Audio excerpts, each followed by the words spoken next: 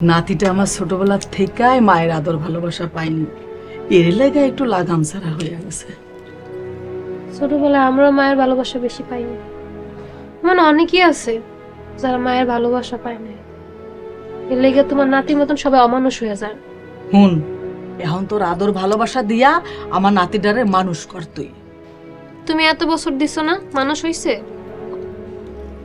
বইয়ের কাম কি আর আমার দ্বারা হইবে রে নাতি? আমার দিয়েও কিছু হইব না, এমন অমানুষটা আমি আমার লগে গেছতেই দিব।